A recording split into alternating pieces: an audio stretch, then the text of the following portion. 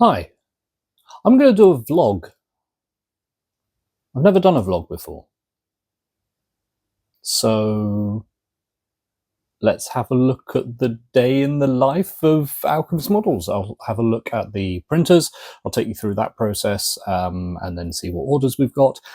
And then have a look at what projects are coming up in the run-up to GriffCon, which is next month.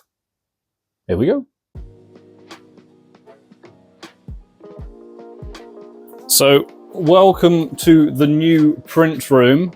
Thanks to someone who has been very, very generous in the community. I've expanded the printers. I used to just have these 4 on top, but I've got these 4 on bottom now, doubling production, which is going to make things so much easier to get orders out a lot quicker. Hopefully I'll be able to reduce dispatch time. So first thing I do when I come in is switch them all off from overnight printing, grab the USB sticks, so we can see whether anything has misprinted. Usually that is very rare.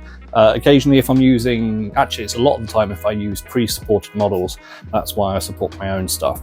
So I'm going to put my mask on. I'm going to try and figure out putting this microphone in the mask because health and safety. Now fortunately this mic is really good, I'm very impressed with it. And you can pick up my voice. It sounds a little weird because it's coming through the mask, but you know. We have to do it. So, health and safety very, very important when it comes to 3D printers.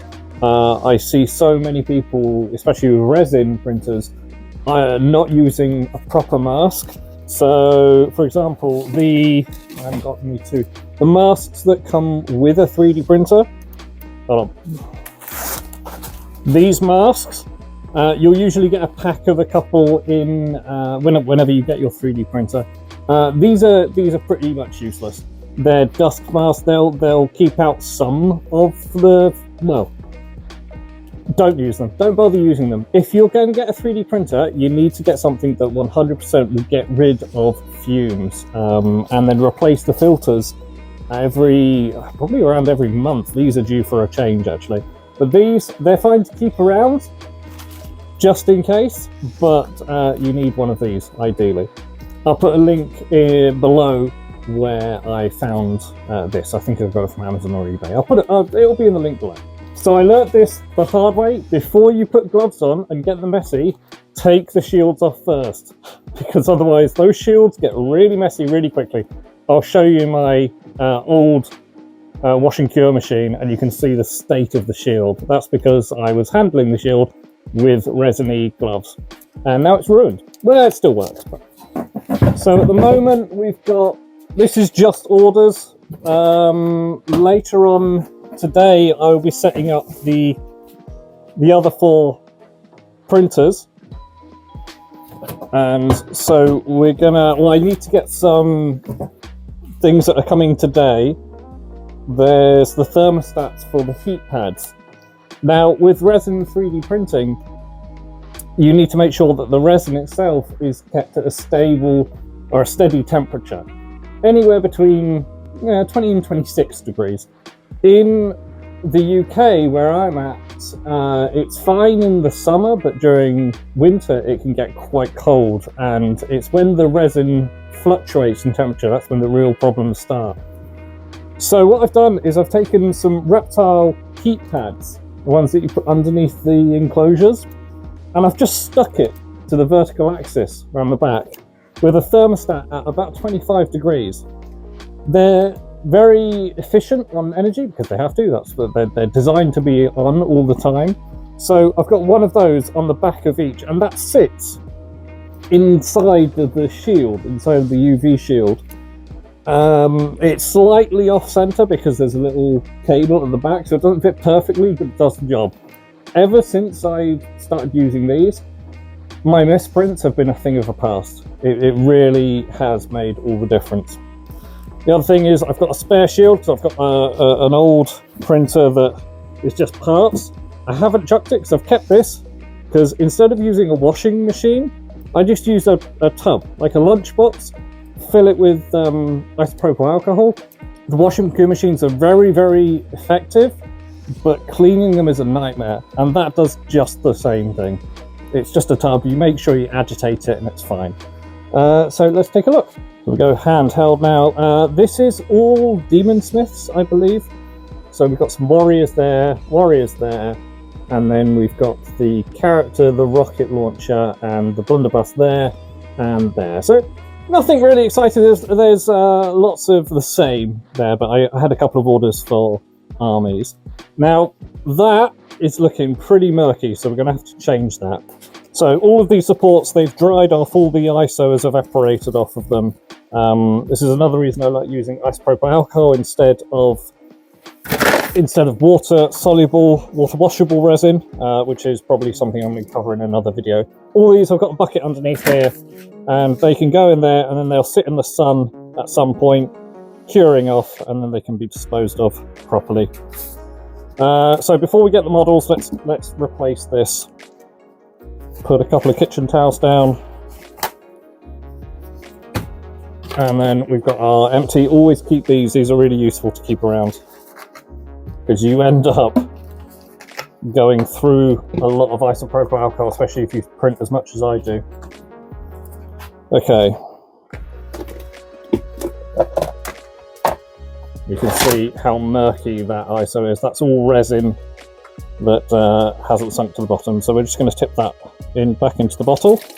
So I go through about 2 litres, or I put 2 litres of ISO in this. It'll evaporate over time every now and again. It's very useful or very important to get a tub that seals. It's got like a silicone seal or a rubber seal around it, and you can see towards the bottom of that, you can see all the really thick resin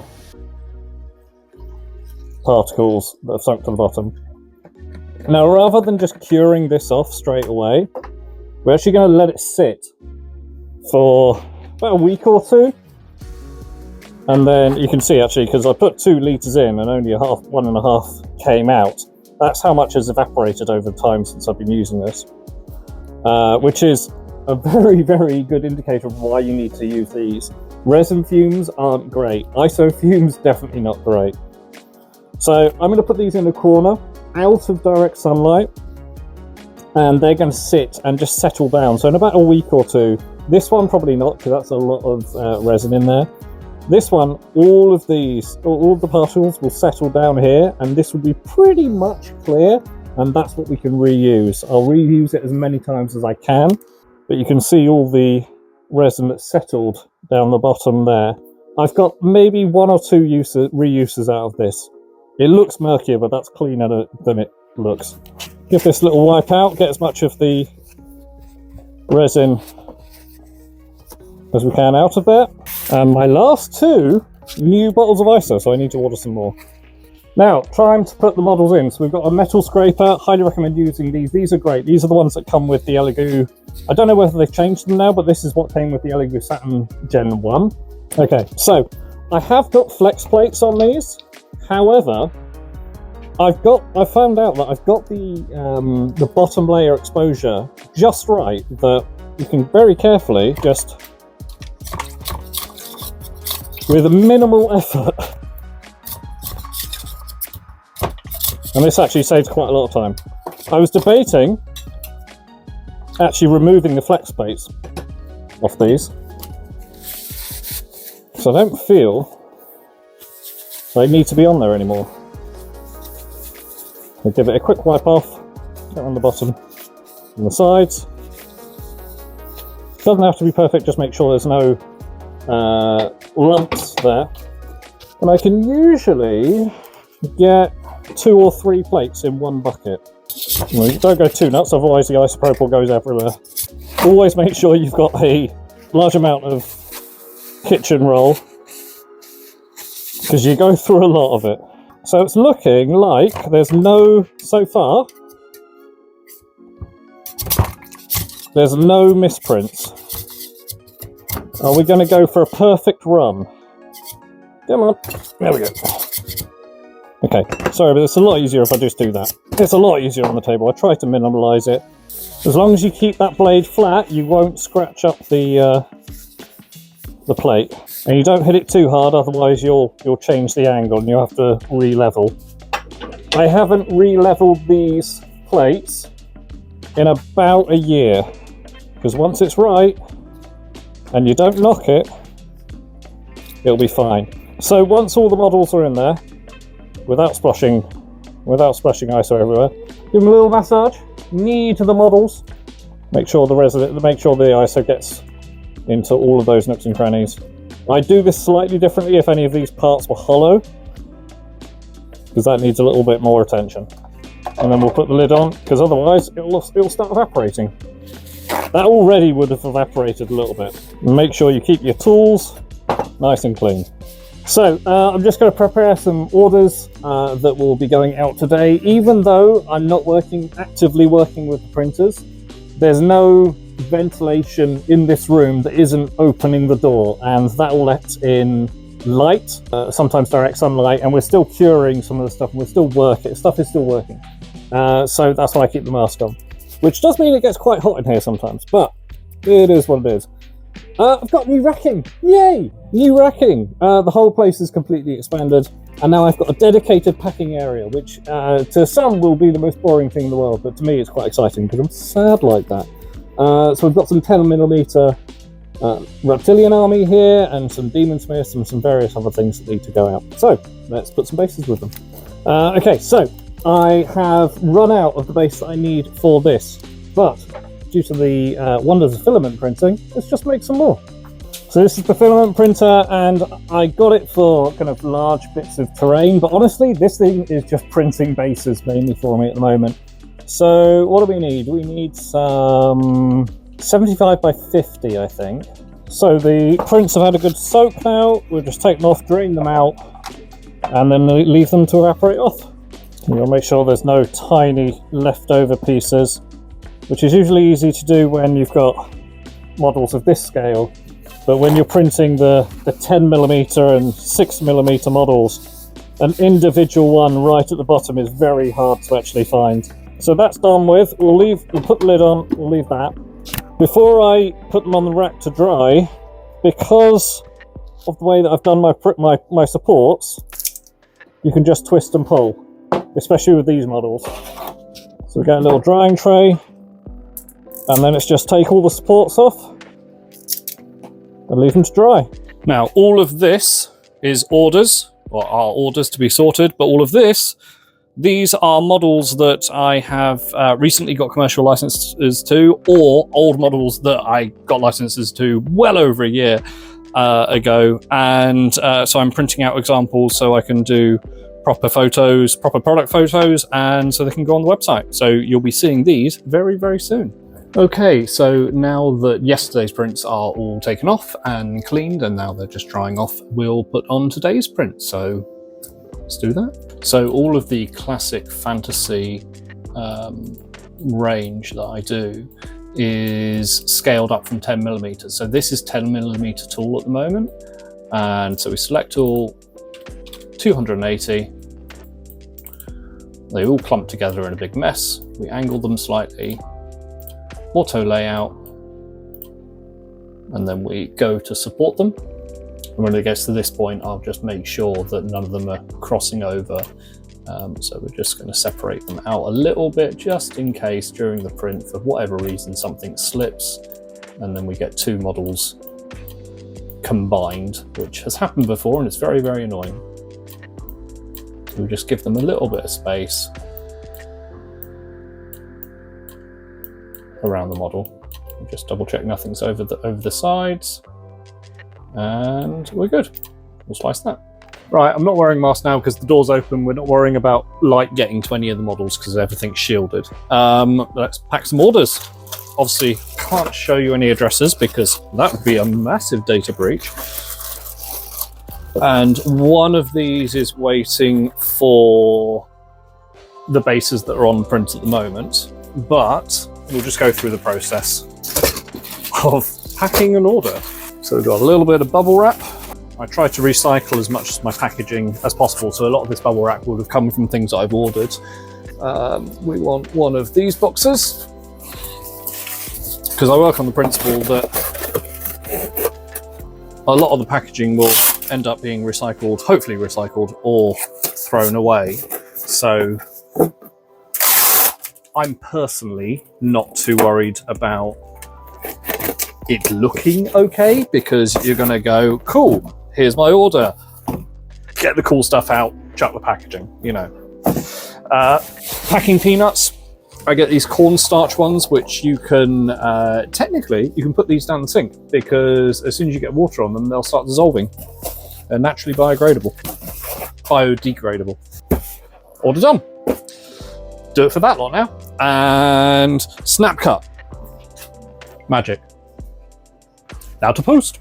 So now we've got the post out and things are dispatched until tomorrow, where the more things will go out. I've got the rest of the afternoon to start clean up and kind of preparation ready for photos and product photos for some miniatures. So we've got this kind of fantasy Minotaur character that can be used in D&D, and then we've got some pin-up busts that I've been meaning to get round to for ages. I've had this license for ages. So let's get them done. So this is when I'm not kind of creating other videos and streaming and not actively working on the 3D printers themselves and not listing and sorting out the website and the Etsy store. This is what I'm doing, because I've got so many product lines that have been sitting in the background for a while, and for ages I was just kind of putting the 3D print renders up as advertisement and as product photos, but I think it's quite nice to have a physical print of the model so people can see exactly the kind of quality that they're buying. And I do make sure that the quality is as good as I can get it. I'll never send something out that I wouldn't be happy with receiving myself as a customer. So just going around and taking all of the support marks off. This is going to be a product photo, so technically I don't need to worry about anything on the back, but considering some of these will go to events and sit in cabinets, I do want to make sure that they look as nice as possible.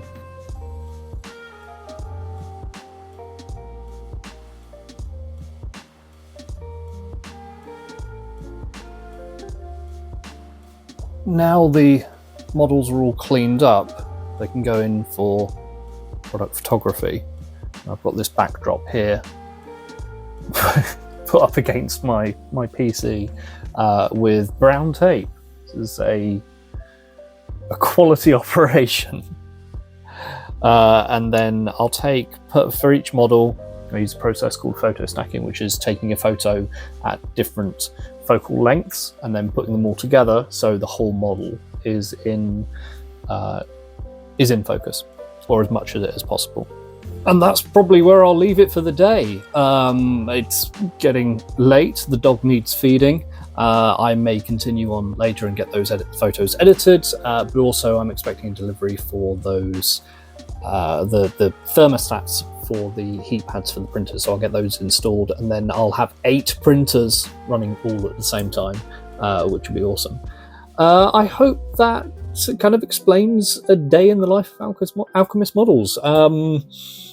Was that interesting? Did you enjoy? Would you like to see more? I'm kind of enjoying kind of documenting the process. And is there anything that you'd like me to go into more detail on, like the 3D printing or the products themselves, or what would you like to see? Let me know in the comments below. And if you enjoyed it, then I will see you on the next vlog. Thanks for watching.